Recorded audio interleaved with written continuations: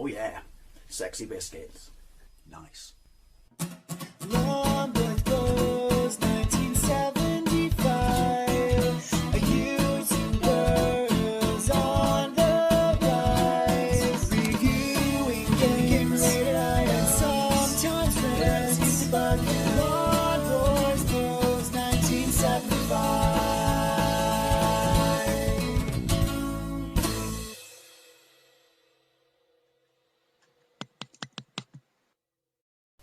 This is Twin Turbo V8 on the Amstrad CPC, released by Codemasters in 1988. Why is it called Twin Turbo V8? Well, from the screen you saw there, you're basically in a Ferrari F40, which is a Twin Turbo V8. So, I guess, presumably, it's a nice way of not having to license the car. Pretty sure you would have still had to license the car back in the day. This was also released on the ZX Spectrum, not sure about the Commodore 64. But the reason I want to play this is, on the ZX Spectrum, pretty sure this was a £2.99 game by Codemasters. Codemasters was royalty, at least on the Spectrum. But on the Spectrum, it's an interesting game because it does have its flaws, and I do have the gameplay of it. But your car itself is huge, and it's red, and there is no attribute clash whatsoever. Every other car in the game looks exactly the same, and it plods a bit. But since this is either going to be, and I have not played this, a conversion of that or something itself with Mode 0, I thought I would give it a go. I do recall, and it shows it in the thumbnail because I'm playing this on my Super Console X, that Codemaster used to print new release on their games, but it wasn't like a sticker on the outside of the tape, case. It was literally printed on the box art, and it would say new release. So it was essentially a new release forever. Now, this may be Twin Turbo V8, but we don't actually have a turbo from what I recall, but you do have a shift up, shift down. It's just your standard fake sprite scaling or software sprite scaling pseudo 3D fakery racing game. But bear in mind, it's a budget game. It's $2.99. Although, to be fair, Codemasters banged out some shit or stuff, so, you know, labelling a budget game is not a reason for it to be poor. Fire. That's interesting. Tries to do what's in the arcade. It's not a port of the Spectrum. Top left, score. Top right, stage. To the left of right is gear. Just shifted to high. Oh, you're in the world's weirdest looking Ferrari F40. I have lives. There are lives bottom left of the screen next to the picture of my Ferrari F40. This is horrible controls. That's unbelievable. Why have I got lives? It's a racing game. Why did I even hit then? I know I was off the track. Thank you. Right. This looks nothing like the Spectrum. It's obviously doing its own thing. It's Mode 0. You literally feel like you're driving on polished ice. That's a fault in the Spectrum though. When it goes over the hills like that, it's trying so hard to have undulation. You can't see anything in front of you, which isn't really a fault, is it? Because I'm not near anything, because I'm doing so appallingly, because the controls are shite. Look at you, just literally left, right, left, right, left, right, left, right. And when you do,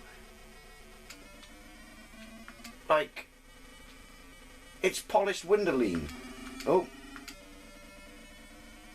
A little bit of exhaust going on there, that's nice. At the bottom of the screen, that thing that looks like a grid is essentially a grid, is my progression, which is not very good.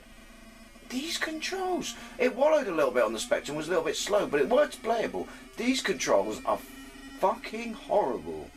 Bit of pace going on, not much sort of, you know, to indicate that. Oh, hello. So we got a dusk sky. Bollocks, you are in a Ferrari F40 then. Right, I've just realised that the reason I'm still going, which is good, or bad, depending upon what you think of this game, is this is a French poked ROM.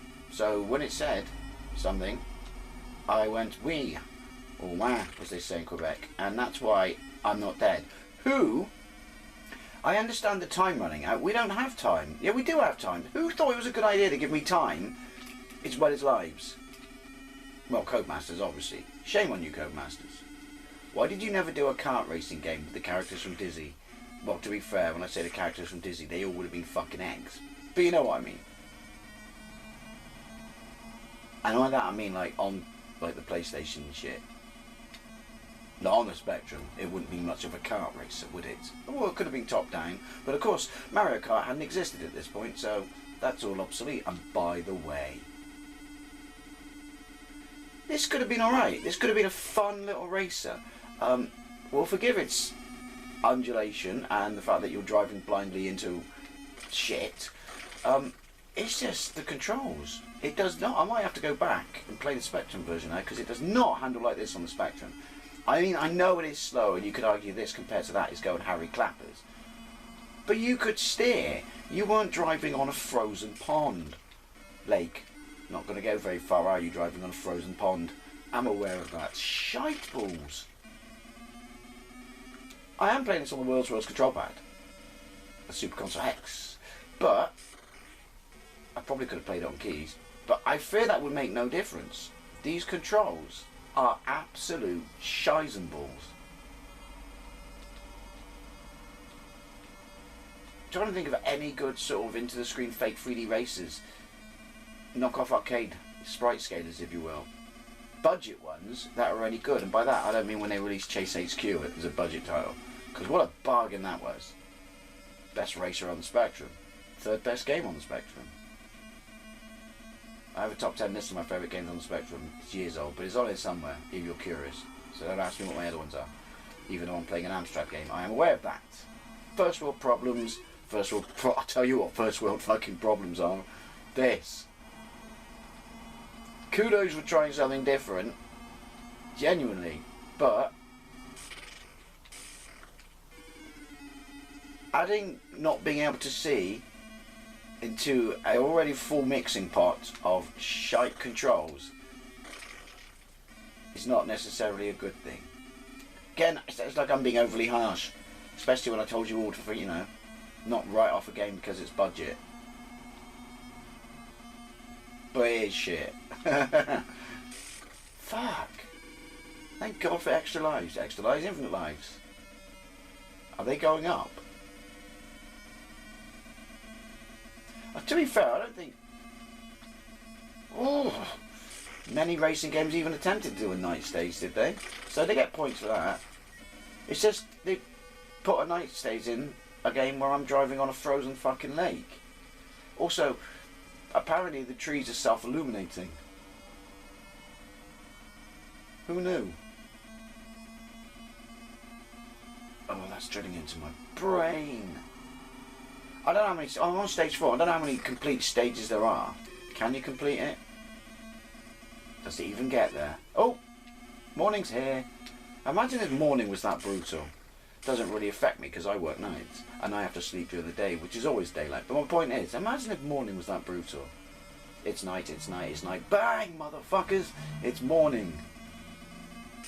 See, I mean, about the hill.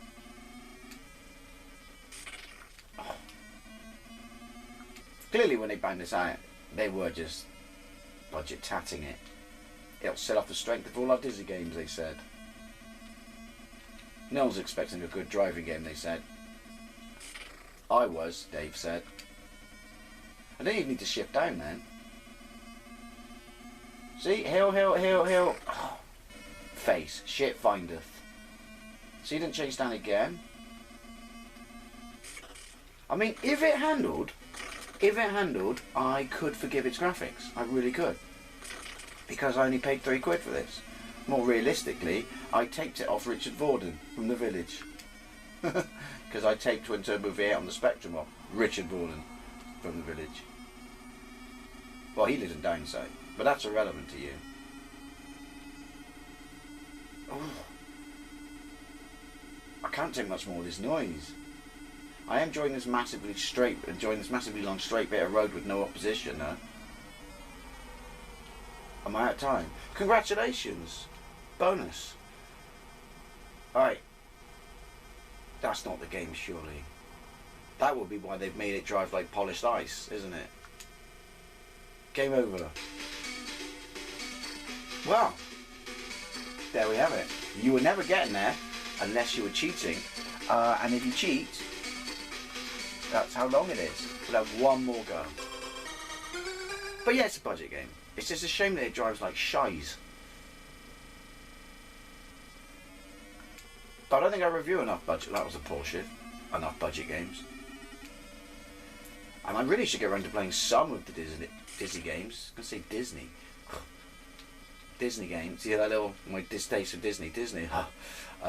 Some of the Disney games on the Amstrad. I've done a comparison of Treasure Island on the Spectrum and the Commodore, and they're pretty much exactly the same. Oh, look at me trying to feather it. Why am I even trying to feather it in a game like this? You can't, when you take your finger off accelerate, obviously it suffers from the fact that I'm accelerating and turning on the same D-pad. I don't think fixing that is going to make any difference by, you know, assigning it to a button for these awful controls. But the minute you take your thumb off, you start slowing down. That would have alleviated it a little bit, so it means I could try and pass these motherfuckers on the corner. Ooh, see, this is me trying to be careful, and he's just smoked my ass. Oh, get on the road. And again, who thought giving lives to a driving game was a good idea? Do you reckon the Darling brothers just got shit all the time because of Blackadder Goes Forth? Hello, darling. Oh, stage 2. Only 2 more stages, and sweet, sweet relief. I doubt I can make it that far. Yoink. So yeah, like I said, to sum up, fix these awful fucking controls, and because it's $2.99, and your kid brain did that, you know, it watered down your expectations, but fix these awful controls, and there would have been not, you know, a blinder, a belter, if you will, a banger indeed. There would have been a fun little game in here. Like I said, budget game expectations. But no, you done fucked it up. Well, there we go, I can't face anymore, because these controls are truly, truly, truly appalling. But maybe I'll play the Spectrum version again. Maybe I should have just done a comparison. Maybe I'll get a white stick. But as always, I love to not think, especially if you played this back in the day. I mean, it's odd, it's in this game selection, and stuff like SCI isn't. But thank you very much for watching. I'll see you later.